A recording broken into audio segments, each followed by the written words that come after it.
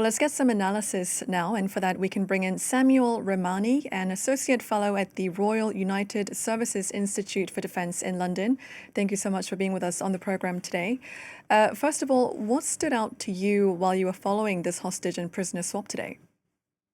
Well, I think that the big thing was that the deal almost very nearly fell apart, right? If it wasn't for the some of the dialogue that was going back and forth about Arbel should, it was possible that that one hostage may have reignited the ceasefire.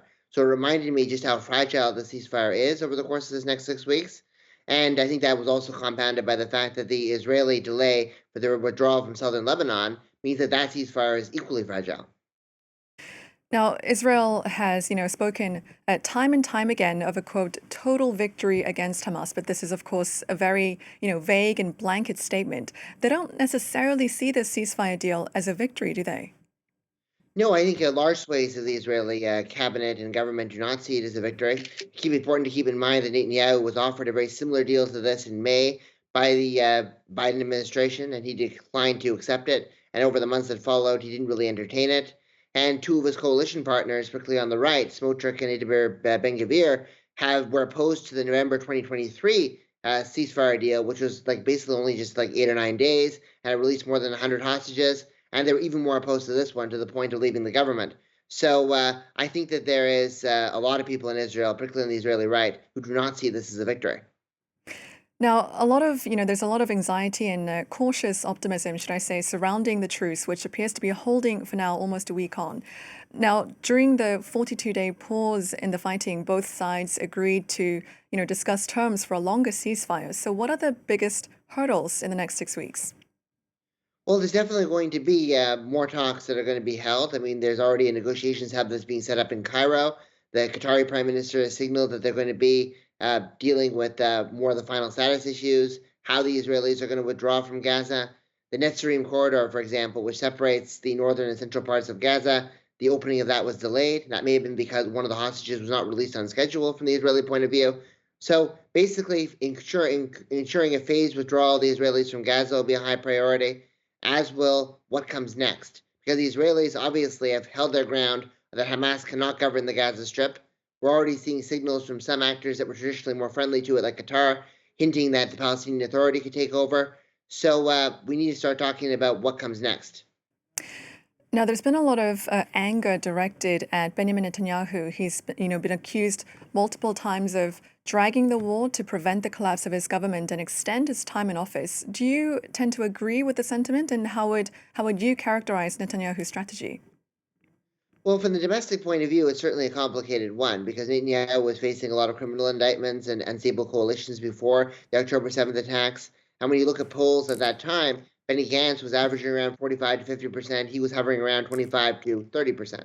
So if an election had been held before October 7th or in the early days after the attack, when the Israeli intelligence failures became clear, it seemed as if Netanyahu was going to be in very bad political shape.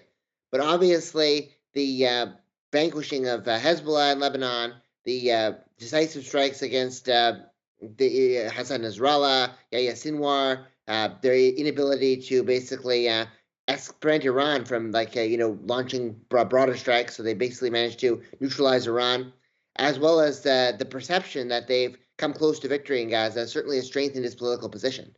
So I don't know whether perpetual war will strengthen its political position, but what I can say is that the war over the past year and a bit certainly has made Netanyahu a much stronger political character than he was before October 7th.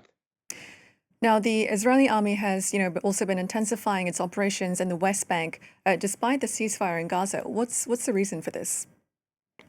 Well, I mean, I think that the Israelis always viewed the West Bank and the Gaza fronts as somewhat united. I think one of the problems and why they missed the paratroopers and the training drills before October 7th was because they were entirely focused on the escalation of tensions that occurred in the West Bank.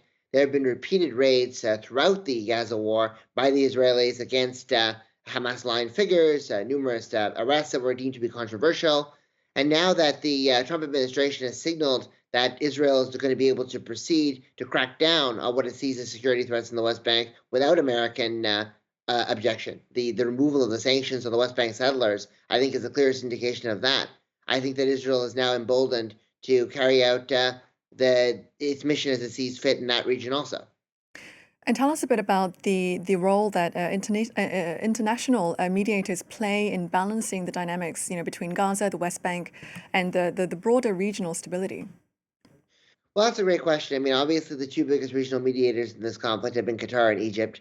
Qatar has a long history of actually engaging with Israel, even though it doesn't have formal relations with it. It didn't join the Abraham Accords. It had a trade office with Israel in the 1990s. Tzipi Livni visited Doha back in 2008. So it has long-standing relationships with Israeli officials. It hosted the Hamas office until, aside from when they were briefly moved to Turkey.